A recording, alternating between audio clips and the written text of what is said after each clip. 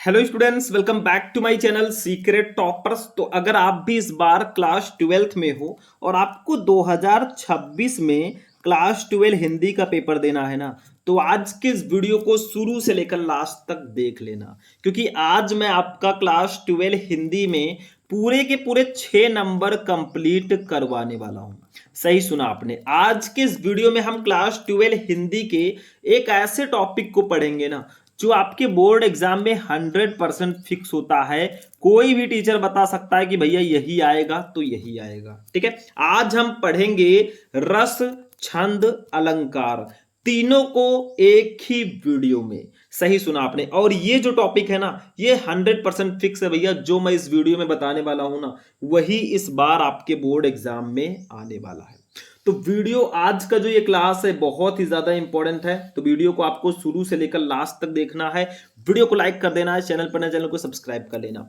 देखो भैया, 6 नंबर मैं आपको ट्रिक से बताने वाला हूं। हर साल ये बोर्ड एग्जाम में आते हैं। जितने भी रस हैं, हास्य रस, करुण रस, वीर रस, जितने भी छंद हैं, दोहा, चौपाई, सोरठा, जितने भी अलंकार हैं, अनुप्रास, यमक, रूपक, उपमा, ठीक है, सारे के सारे टॉपिक को इस वीडियो में हम पढ़ने वाले हैं। तो चलिए शुरू करते हैं भैया।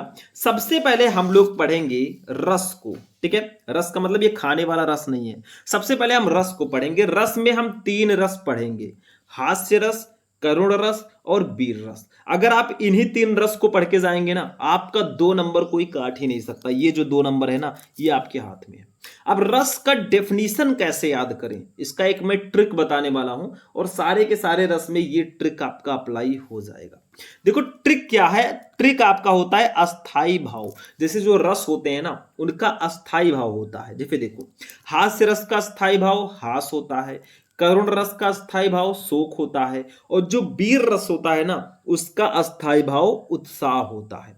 तो इसी अस्थाई भाव के सहारे ना, इसी अस्थाई भाव के अकॉर्डिंग हम इसका डेफिनेशन समझेंगे और बहुत इजी भाषा में समझेंगे। देखो, तो सबसे पहले हम हास्य रस की बात कर लेते हैं। आपके बोर्ड एग्जाम में पूछा जाता है कि हास्य रस की परिभाषा उदाहरण के साथ लिखिए। तो हम परिभाषा उदाहरण सबको बताएंगे, छंद में आपको मात्राएं गिनना भी सिखाएंगे। तो बहुत स्पेशल ये क्लास है आज का। ठीक है, तो देखो हास्य रस जो आपका है क्या होता है।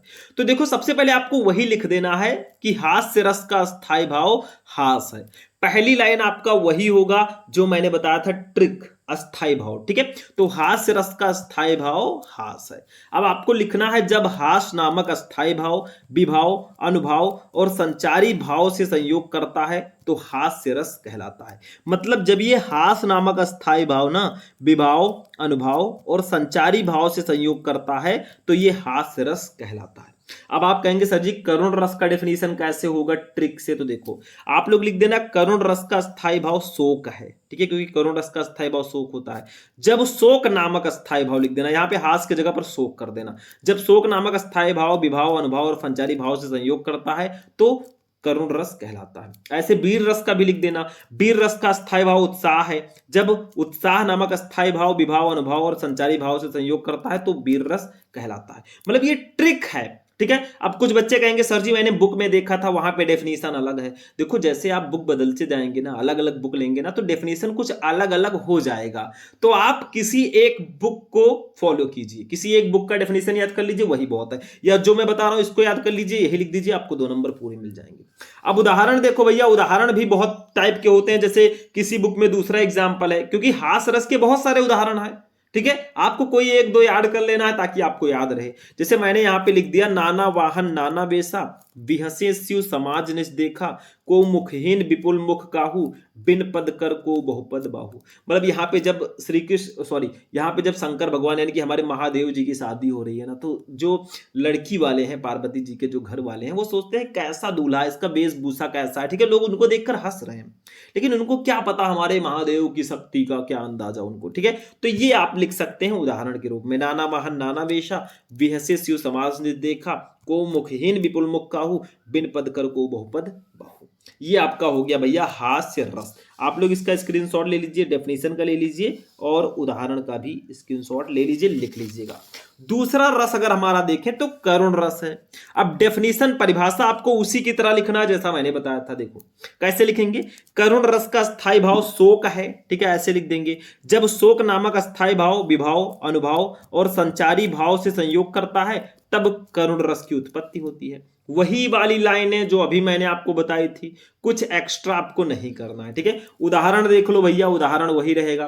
क्यों छलक रहा दुख मेरा उषा की मृदु पलकों में, हाँ उलझ रहा सुख मेरा संध्या की घन अलकों में। अब मैं ये भी क्लियर कर दूं भैया, उदाहरण अलग अलग बुक में अलग अलग हो सकते हैं, आपको कोई एक दो याद कर लेना है, बहुत है जो मैंने बताया बिल्कुल सटीक है। देखो दुख की बात हो गई भैया, तो यहां पर करुण रस तो होगा ही, करुण का मतलब ही शोक होता है, ठीक है।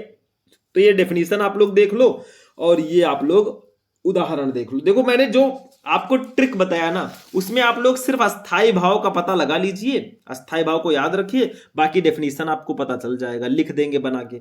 और आप लोग उदाहरण को आपको याद करना होगा। वीर रस का देखो, वीर रस का अस्थाई भाव उत्साह है। जब उत्साह नामक अस्थाई भाव विभाव, अनुभव और संचारी भाव से संयोग करता है तब वीर रस की उत्पत्ति होती है। वही ट्रिक यहां पे भी अप्लाई हो रहा है। तो कुछ अलग आपको नहीं करना है मेरे भाई। अगर आप बुक से याद करते हैं तो भी कोई दिक्कत नहीं, आप दूसरा डेफिनेशन भी याद कर सकते हैं, लेकिन ये डेफिनेशन बहुत अच्छा है, ठीक है। आपका कोई भी डेफिनेशन हो, बुक में जो भी दिया रहेगा ना सब सही होता है, चाहे जो आप याद कर लें। उदाहरण देखो भैया, वीर रस की बात हो रही है तो खूब लड़ी मर्दानी वो तो झांसी वाली रानी थी, ये इसका उदाहरण हो जाएगा। तो ये आपका हो गया वीर रस। तो तीन रस जो आपके हैं, करुण रस, हास्य रस, वीर रस, अगर आप यही तीन रस पढ़ लोगे ना, आपका 2 नंबर 100% फिक्स है। एक श्रृंगार रस होता है, उसको भी आप चाहें तो पढ़ लीजिएगा, आप ही के लिए बेटर रहेगा। अब चलते हैं अपने छंद पे भैया।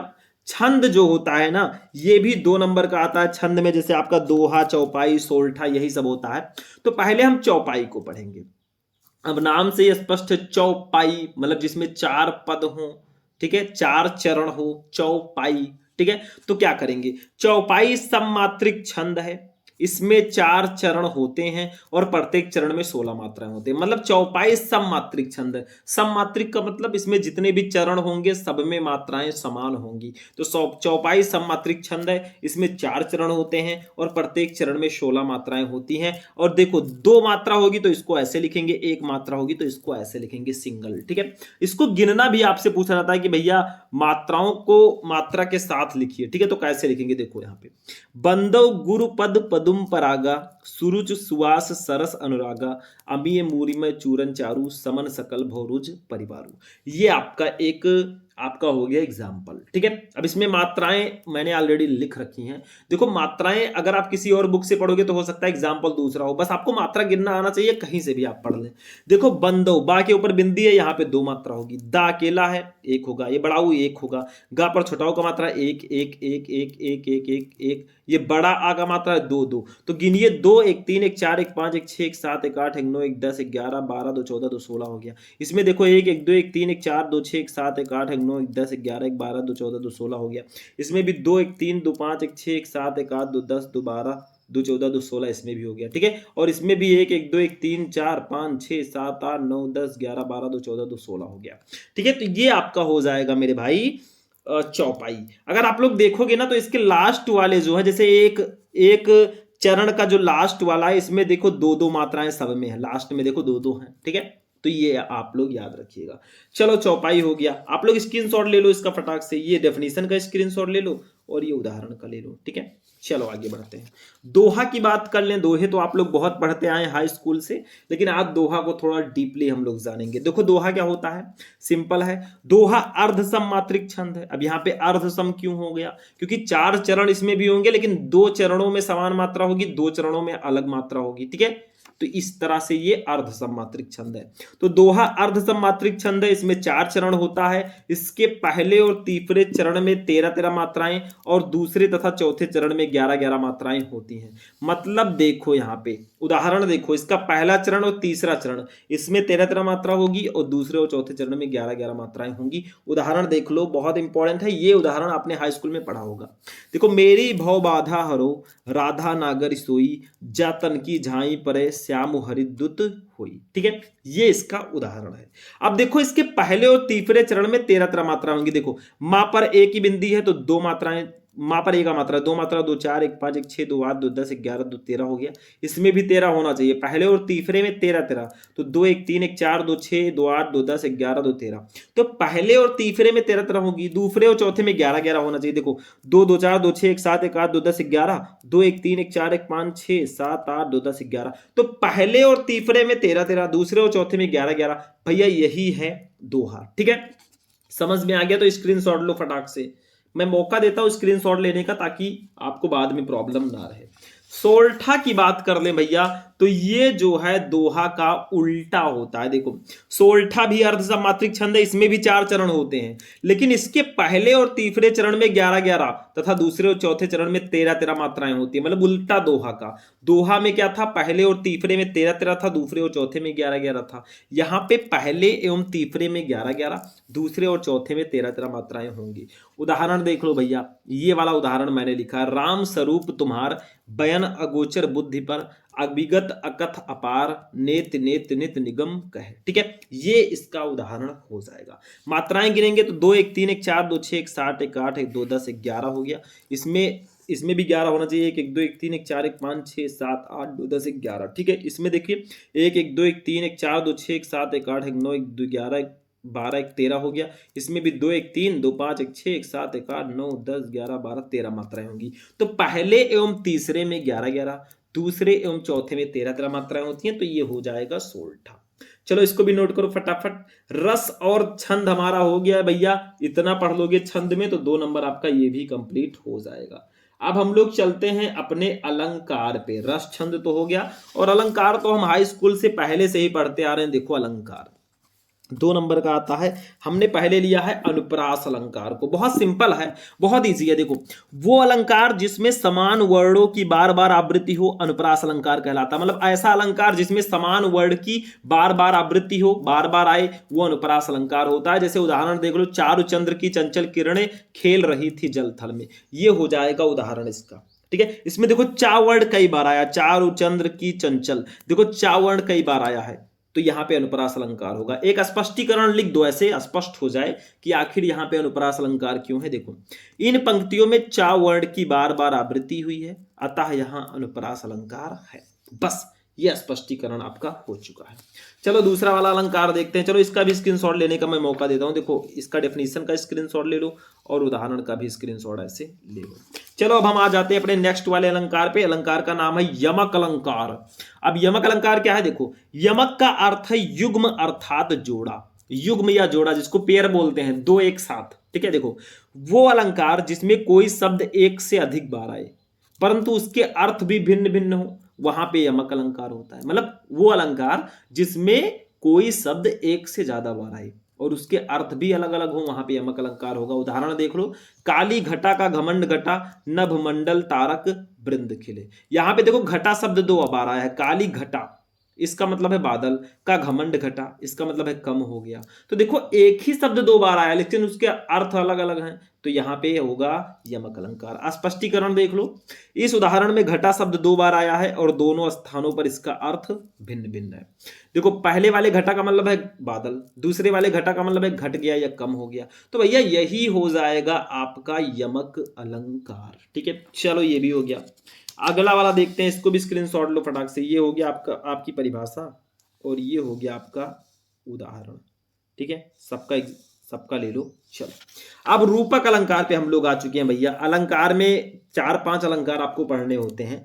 रूपक अलंकार का मतलब देख लो। ठीक है, देखो जहां उपमेय में उपमान का अभेद रूप से आरोप किया जाए वहां रूपक अलंकार होता है। मतलब जहां उपमेय में ना उपमान का अभेद रूप से आरोप किया जाएगा वहां पे रूपक अलंकार होगा। अब आप कहेंगे सर जी उपमेय क्या है? उपमेय का मतलब होता है जिसकी तुलना की जाए उसे उपमेय बोलते हैं। उपमान का मतलब जिससे तुलना की जाए उसे उपमान बोलते हैं। ठीक है, तो जहां उपमेय में उपमान का अभेद रूप से आरोप किया जाएगा वहां पे रूपक अलंकार होगा। जैसे उपमेय है जिसकी तुलना की जाए, उपमान है जिससे तुलना की जाए। उदाहरण देख लो, चरण कमल बंदो हरिराई, हरि जी के चरण जो है कमल के समान है। तो किसकी तुलना किससे की जा रही है? देखो चरण की तुलना की जा रही है कमल से, तो जिसकी तुलना की जाए वो उपमेय होगा, मतलब उपमेय उपमेय आपका चरण होगा, जिससे तुलना की जाए वो उपमान होगा, मतलब कमल आपका उपमान होगा, क्योंकि कमल से उसकी तुलना की जा रही है। तो ये हो जाएगा आपका भैया रूपक अलंकार, मतलब जहां उपमेय में उपमान का अभेद रूप से आरोप किया जाए वहां रूपक अलंकार होता है। ठीक है, उपमेय क्या है? जिसकी तुलना की जाए। उपमान है जिससे तुलना की जाए। उदाहरण है चरण कमल बंदो हरिराई, यहाँ पे उपमेय होगा चरण, उपमान होगा कमल। ठीक है, चलो आगे बढ़ते हैं मेरे भाई। अब आ जाते हैं अपने लास्ट वाले अलंकार पे, उपमा अलंकार। देखो मैं थोड़ी तेजी से चल रहा हूं, कुछ है नहीं इसमें, आप लोग अगर नोट करके इसको पढ़ लोगे ना, आपका 6 नंबर बिल्कुल कंप्लीट है। उपमा अलंकार देख लो, जब किन्हीं दो वस्तुओं के गुण, आकृति, स्वभाव आदि में समानता दिखाया जाए या दो भिन्न वस्तुओं की तुलना की जाए, वहां उपमा अलंकार होता है। मतलब जब किन्हीं दो वस्तुओं के गुण, आकृति, स्वभाव आदि में समानता दिखाया जाएगा ना, या दो भिन्न वस्तुओं की तुलना की जाएगी, वहां उपमा अलंकार होगा। ठीक है, जैसे देखो हरिपद कोमल कमल से, हरि जी के पैर कमल के समान कोमल है, वही वाला एग्जाम्पल है, दूसरी तरह से दे दिया गया है। वहां पे था चरण कमल बंदो हरिराई, यहाँ पे हरिपद कोमल कमल से। अब देखो भैया यहाँ पे क्या होगा कि गुण, आकृति, स्वभाव आदि में समानता दिखाया जाएगा, जैसे इनके चरण को कमल के समान बताया गया है, तो इनकी समानता बताई जा रही है। स्पष्टीकरण देखो, यहाँ पे उपमेय होगा हरिपद, क्योंकि इसकी तुलना की जा रही है, हरि जी के पैर की तुलना की जा रही है, किससे? उपमान होगा कमल, कमल से तुलना की जा रही है, तो ये उपमान होगा। साधारण धर्म होगा कोमल, मतलब इसकी विशेषता क्या है? तो उनके चरण जो हैं कमल के समान कोमल है, तो कोमल इसकी विशेषता हो जाएगी। वाचक शब्द होगा से। ठीक है, तो ये आपका हो जाएगा उपमा अलंकार। और फाइनली जो हमारा रस छंद अलंकार का एक बहुत ज्यादा स्पेशल क्लास था ना, वो यहीं पर फिनिश होगा। मैंने आपको बताया था कि आज हम रस छंद अलंकार तीनों को एक वीडियो में पढ़ने वाले हैं, 2-2 नंबर कंप्लीट करेंगे। तो मैंने आपको क्या क्या बताया, देखो ध्यान से समझो। रस में मैंने हास्य रस, करुण रस, वीर रस, इसकी परिभाषा को ट्रिक के साथ लिखना सिखाया और इसके उदाहरण को बता दिया, बहुत स्पेशल टॉपिक है। छंद में मैंने दोहा, चौपाई, सोरठा को बता दिया, तीनों के तीनों भैया आग लगाने वाले हैं, इनमें से एक ना एक तो आना ही आना है। अलंकार में आपको मैंने अनुप्रास, रूपक, यमक, उपमा, ठीक है, इन सब के बारे में बता दिया, तो ये भी बहुत ज्यादा स्पेशल टॉपिक है। तो आज का वीडियो आपको कैसा लगा? 6 नंबर आपका 100% फिक्स हो जाएगा अगर इसको आप लोग पढ़ लोगे अच्छे से। तो आज के इस वीडियो को लाइक कर देना, चैनल पर नए, चैनल को सब्सक्राइब कर लेना। फिर हम मिलेंगे किसी नेक्स्ट वीडियो में नेक्स्ट टॉपिक के साथ, तब तक के लिए जय हिंद।